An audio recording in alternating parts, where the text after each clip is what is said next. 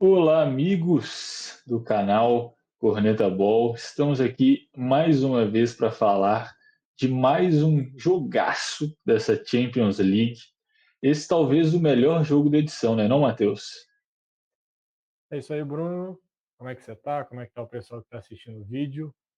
Quem conseguiu ver o jogo até o final sem sentir nada, olha, esse aí já morreu por dentro, porque é um jogo com reviravoltas, com os dois times tendo algum momento de controle ali, um lá e cá, um 3-3 absurdo. Concordo com você, um dos melhores jogos, se não for o melhor dessa Champions League. E no fim, um empate. E acho que foi justo, dado que a gente viu dentro de campo. Eu acho também que foi justo, mas que é um empate que os dois times saem achando que poderiam ter um resultado melhor. Obviamente, o empate fora de casa é melhor para a Inter, só que eles conseguiram, para mim, acho que o cenário ideal. Eles deviam estar sonhando em conseguir abrir um 2-0 no começo do jogo, igual a gente falou no nosso vídeo de ontem sobre a análise, analisando um pouco desse jogo.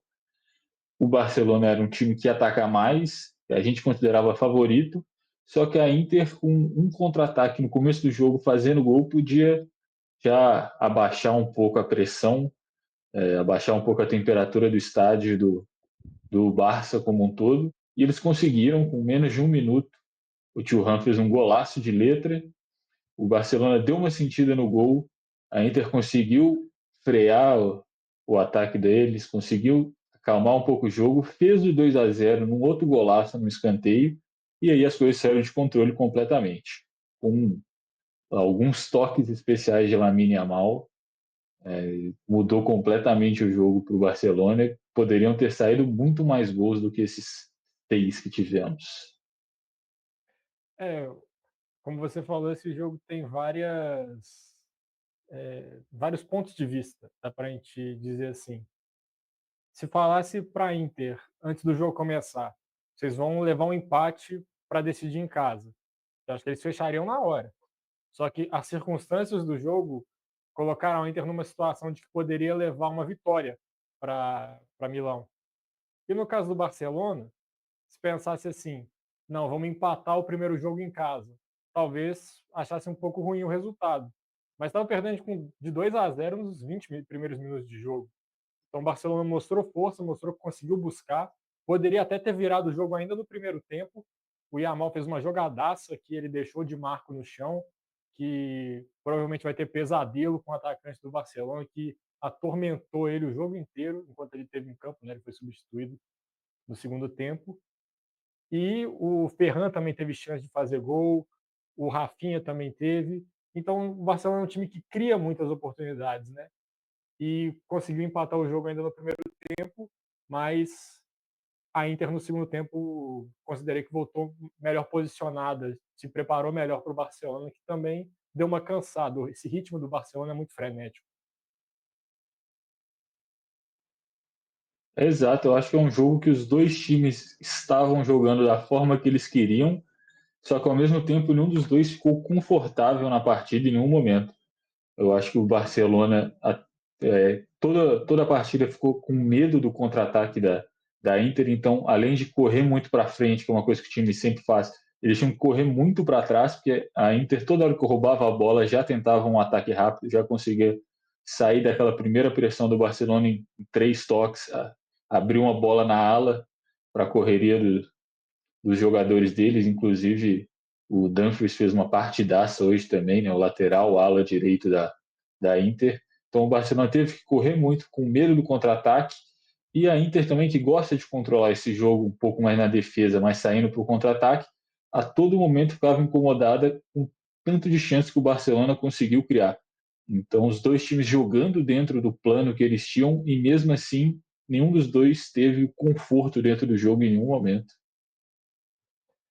Sim, talvez por isso que os dois times conseguiram não ter conforto, mas ao mesmo tempo explorar as deficiências do time adversário, que fica até difícil escolher o melhor jogador em campo. Você citou o Dumfries, pelo lado da Inter, que fez 2 gols, deu uma assistência, mas o Thuram também fez uma partida muito boa.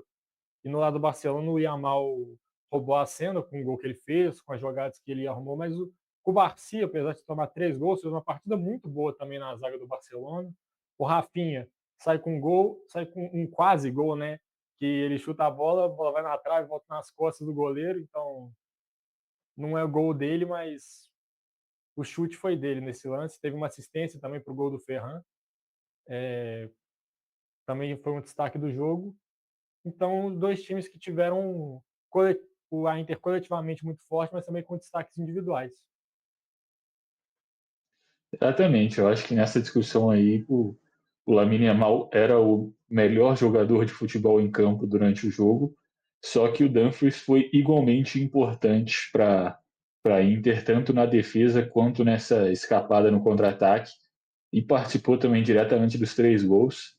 E outra coisa que a gente comentou aqui antes de começar a gravar também é como, apesar dos 6 gols e apesar de serem dois times que são muito fortes defensivamente, poderiam ter saído muito mais. O Barcelona chutou ainda umas 2 bolas na trave. A Inter de Milão teve um gol impedido pela ponta da chuteira do Mkhitaryan no impedimento semiautomático. Dá para você ver que o dedão dele estava à frente. Um lance até que cria toda uma polêmica de novo de mudar um pouco a regra do impedimento. Eu confesso que eu não tenho uma sugestão de como mudar, apesar de que eu acho que lances assim ela é um pouco injusta. Mas mesmo assim, se esse jogo tivesse terminado 4-4, 5-5, eu não acharia que teria sido um placar absurdo pela forma como as duas equipes jogaram. Sim, dois times que criaram muitas oportunidades. O Thuram teve um lance que ele saiu na cara do gol, que o Barça salvou numa travada espetacular. Teve esse gol anulado que você comentou, o Barcelona meteu bola na trave, o Sommer teve que fazer uma defesa já no finalzinho, no chute do Rafinha. Então, tiveram muitas oportunidades de gol, além dos gols que foram feitos no jogo. E sobre o impedimento que você falou, eu acho muito cruel você anular um gol daquele pela pontinha da chuteira do Mkhitaryan ou Çalhanoğlu, qual era o jogador agora eu esqueci, Eu acho que mas era o Mkhitaryan. era o Mkhitaryan? Era um dos dois. Então, mas tá na regra, estava impedido pelo semiautomático que mostrou ali. E sobre essa questão, não existe uma solução definitiva onde não vai ter reclamação. Se fala, se for 10 centímetros na frente, a partir daí você marca impedimento. Mas vai lá estar 10 centímetros e 1 milímetro na frente. Vai estar impedido ou não vai estar impedido? O corpo inteiro tem que estar na frente. Aí vai estar um pedacinho do calcanhar que está na mesma linha, aí não marca impedimento. Então, qualquer coisa que faça nessa questão vai ter os impedimentos ainda milimétricos, vai ter essas questões de ajuste. Se for o corpo inteiro à frente, eu acho que tem uma situação mais clara de o jogador estar em vantagem na jogada do que no lance de hoje. Qual foi a vantagem que o Mkhitaryan teve na jogada por estar com aquele pezinho na frente? Na prática, nenhuma.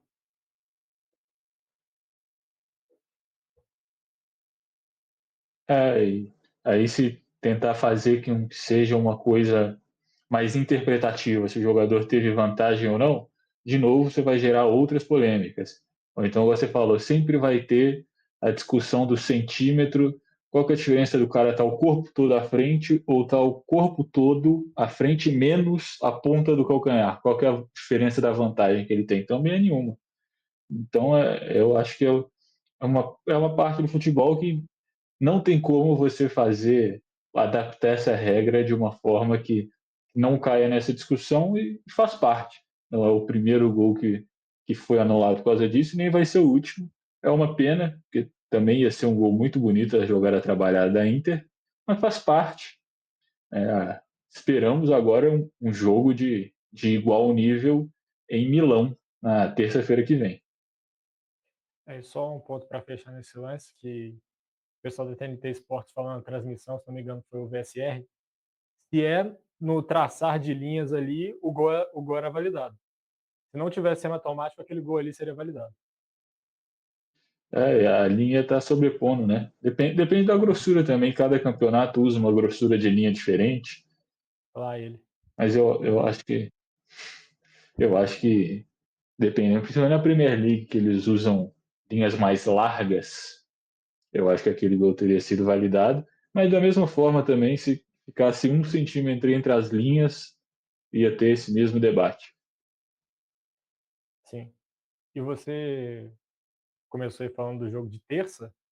Os 2 times perderam jogadores importantes para o jogo da volta. O Koundé saiu machucado lá do Barcelona e o Lautaro Martinez, capitão, artilheiro da Inter de Milão, também sentiu. Os 2 provavelmente não devem jogar o jogo no San Siro.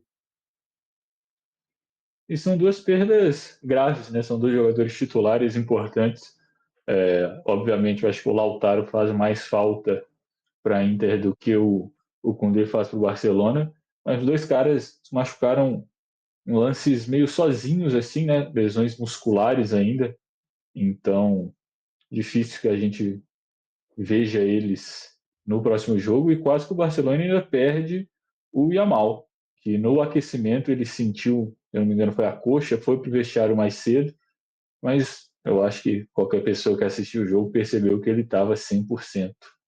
E outra coisa, Matheus, um debate que eu vi sobre o jogo, quantos jogadores na história aos 17 anos de idade têm um impacto e a frequência que ele exerce esse impacto em partidas importantes quanto o Lamine Yamal?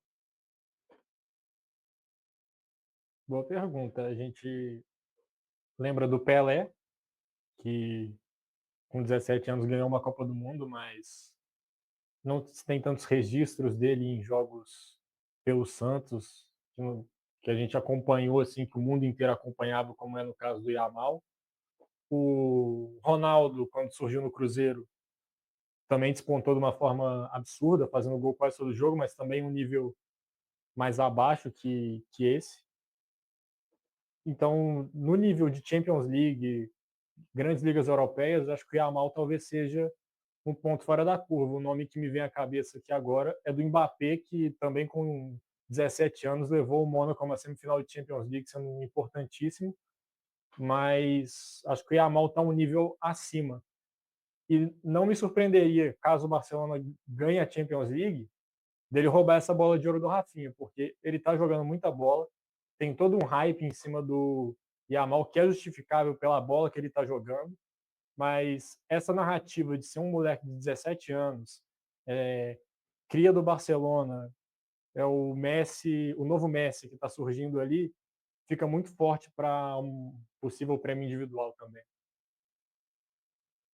Eu acho que seria justo também, esse por onde. Esse debate ele é um pouco difícil de fazer, porque, por exemplo, o Ronaldo Fenômeno, acho que na mesma idade do Yamal, ele tinha 50 jogos e 50 gols. Ele tinha uma média de. No Cruzeiro como um todo, ele tem uma média de mais de um gol por jogo. Então, aí muitas pessoas podem falar, mas era campeonato mineiro, campeonato brasileiro, não era o mesmo nível. Mas era o campeonato que o Ronaldo tinha para disputar. Como é que a gente vai saber como o Ronaldo se comportaria numa Champions League naquela idade se ele não tinha a oportunidade de jogar a Champions League? O Pelé também, acho que eu vi o número na internet que eles colocaram, acho que ele tinha na mesma idade 80 jogos e 95 gols. Mas ele jogava na década de 50, não era a mesma coisa. Aí não é como se o Pelé em 1950 pudesse jogar no futebol de 2025. Não tem como a gente saber como ele é, faria se ele estivesse jogando futebol como o de hoje. O que a gente sabe é que o que ele fez, ninguém mais fez e ninguém nunca chegou perto. Assim como o que o Ronaldo fez no Campeonato Brasileiro, no Mineiro e na Libertadores, nenhum outro jogador com 17 anos de idade fez. O que ele faria na Champions League, a gente teria que ir num universo paralelo onde isso aconteceu para a gente saber. Eu concordo e eu não gosto tanto de ficar fazendo essas comparações com os jogadores do passado. Os jogadores do passado viveram a época deles, com as condições deles, com o equipamento, com a qualidade de uniforme, de gramado, de bola, tudo com a época deles, que muita gente fala, na época do Pelé o preparo físico não era tão grande, mas as dificuldades que eles tinham também eram muito, tinham outras dificuldades que não se tem hoje, questão de não ter tantas gravações, os jogos não serem tão transmitidos. Inclusive, se você pega o gol da Copa de 58, que o Pelé dá um chapéu e faz o gol, se você presta atenção no que o zagueiro da Suécia faz, se ele consegue fazer o que ele tentou, ele quebrava a perna do Pelé, porque ele foi com a sola no meio do joelho dele e meio que passa batido isso nesse lance. Então é um jogo muito mais violento naquela época e o Pelé ainda assim conseguiu se sobressair. A Copa de 62 e 66, que ele acaba se machucando nas duas, ele é quebrado nesses dois torneios.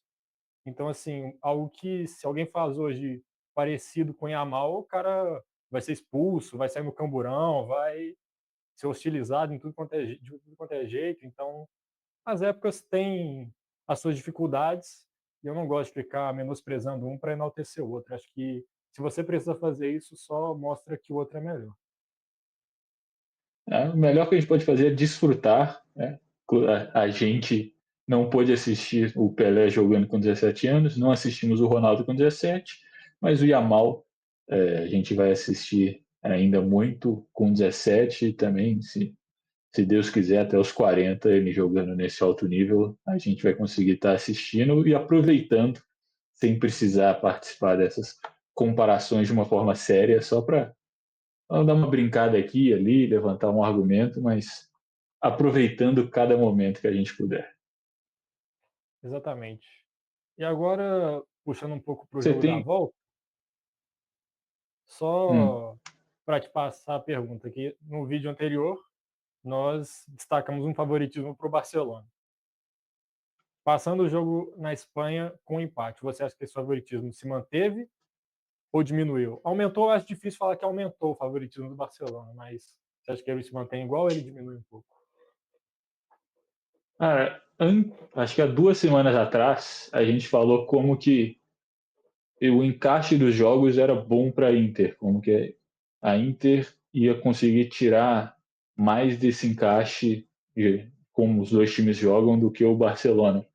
Só que a gente ficou um pouco pessimista pela sequência de jogos da Inter depois, antes desse jogo, que perdeu 3 partidas consecutivas, foi eliminado da Copa Itália e perdeu a liderança do campeonato italiano, então estava vivendo um momento ruim e com o Barcelona voando, a gente deu um favoritismo a mais para o Barça.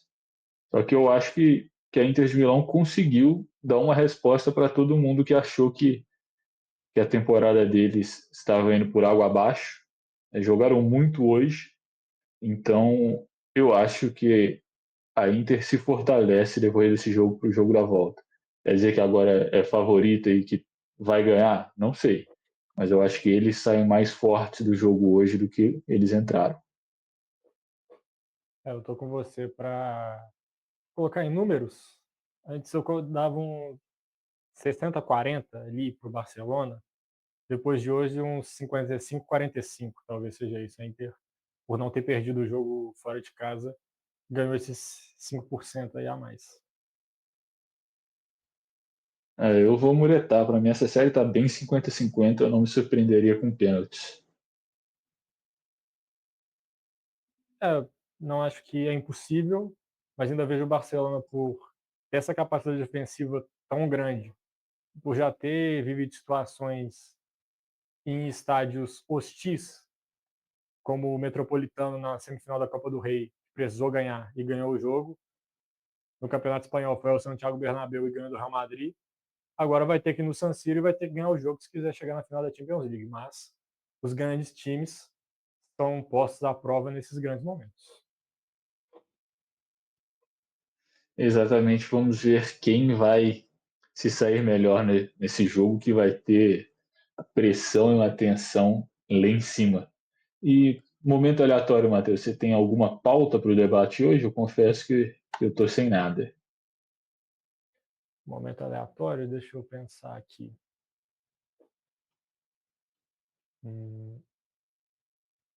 Bom, vai um que eu vi na NBA, que acabou a série entre Indiana Pacers e Milwaukee Bucks. 5 minutinhos sem perder a amizade. Quem leva melhor, o Antetokounmpo ou o pai do Halliburton? O pai do Halliburton não dura 30 segundos. Isso. Primeiro, o que o cara tá fazendo? O pai do jogador tá dentro da quadra provocando o cara do outro time. Segundo, o cara tá provocando o Giannis, tem 2,10 m, pesa 120 quilos de puro músculo. O cara atravessa uma quadra de basquete em 3 passadas e enterra da linha de lance livre. O cara tem que ser completamente maluco para caçar briga com um cara desse. É igual a que a gente falou dos 100 humanos contra um gorila. O Antetokounmpo é o gorila dessa briga aí. Durante 30 segundos tem que estar feliz. Não, sorte dele é que o Antetokounmpo manteve a calma ali, levou, não digo que levou na esportiva, mas pelo menos soube É. não chegar às vias de fato na situação, mas desnecessário, assim. O Antetokounmpo, que já é um cara campeão, assim, MVP de finais, MVP de temporada regular, ser provocado pelo pai de um jogador que é muito bom, mas ainda está construindo sua história, é meio patético, eu acho. Acho patético o pai do jogador ir provocar um cara do time que ele acabou de ganhar. Vai comemorar com seu filho. Você tá indo zoar a cara do outro cara que não tem nada a ver com nada. Os caras nunca se viram na vida. Tem nada melhor para fazer. A mim não tinha... Quem deixou o cara entrar na quadra, né, pra fazer isso? Pra mim, tá tudo errado nesse negócio aí. Aí, quer falar um pouquinho da primeira rodada de playoffs da NBA ou tá Eu tranquilo? acho que podemos falar nesse exato momento. Houston Rockets acabou de ganhar o jogo 5. Teremos um jogo 6 em São Francisco contra o Golden State Warriors. Amasso completo. Para mim é uma série que ainda está aberta. Apesar de que os Warriors são favoritos. É igual a gente viu hoje, num jogo que o Curry tiver mal, os Rockets conseguem ganhar. Daqui a pouco tem Lakers e Minnesota Timberwolves. 3-1 os Timberwolves. LeBron e Luka Doncic podem estar dando adeus, mas são os dois jogadores que mais têm pontos na história dos playoffs da NBA em jogos que eles podem ser eliminados. Fora isso, acho que todos os resultados dentro do esperado.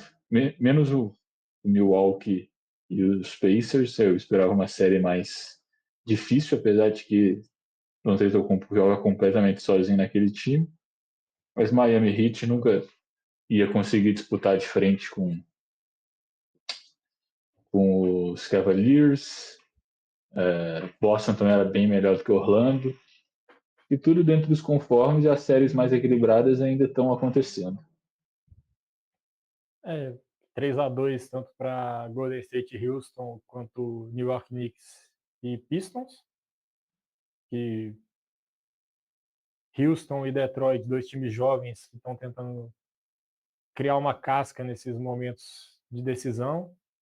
Acho que Detroit, por ter um adversário que também não é tão acostumado nos últimos anos a estar disputando nas cabeças, tem uma chance de conseguir, mas não acredito que vai ser. Acho que Nova York passa. Houston ainda acho muito difícil também, mas vejo a série aberta porque fez uma temporada regular excelente. E no caso do Los Angeles Lakers, se o Anthony Edwards continuar jogando o que ele está jogando, vai ficar complicado para o Luke e para o LeBron. O problema não é nem o Edwards, né? Ele faz 44 pontos. O Luca faz 40, o LeBron faz 38. Só que o resto do time dos Lakers faz 10. Os caras não tem. O pivô titular deles não joga 10 minutos. Aí é difícil também, né? A liga não é mais um jogo de garrafão, mas ainda precisa ter um cara grande lá, pelo menos que sabe pegar rebote. Acho que o Jackson Hayes, que é pivô titular dos Lakers, é o jogador com menos rebotes do time nos playoffs. Então é um pouco difícil. Mas ainda não acho que vai ser 4-1, não. Eu acho que nem que os dois façam 50 pontos cada, essa série ainda vai ter pelo menos um jogo 6. Eu acho que hoje Los Angeles leva o jogo também. Você que vai assistir o vídeo já deve saber o resultado, então se Minnesota fechou a série, você pode comentar aqui, dando risada na nossa cara, falando que a gente não sabe nada de basquete. É isso. Não, se a gente não souber nada de basquete ou de futebol, comenta aí xingando a gente. Se você concorda com a gente também, comenta. Deixe seu like, se inscreva no canal. Ainda dá para a gente bater nossa meta de 200 inscritos até o final do mês de abril. Temos o quê? 2 horas para bater essa meta? 1 hora Por aí. para conseguir 3 inscritos. No momento desse vídeo não dá mais, mas você ainda pode se inscrever de qualquer jeito para ajudar a gente. Mais alguma coisa? Que a promessa ainda está valendo, independente do momento que bater a meta, a gente vai fazer a live, compartilhar o vídeo com um amigo, com um inimigo, com uma pessoa que você é indiferente. O importante é mandar o conteúdo para as outras pessoas. E até o próximo vídeo. É isso. Valeu, Matheus. Valeu, meu amigo espectador do canal. Falou!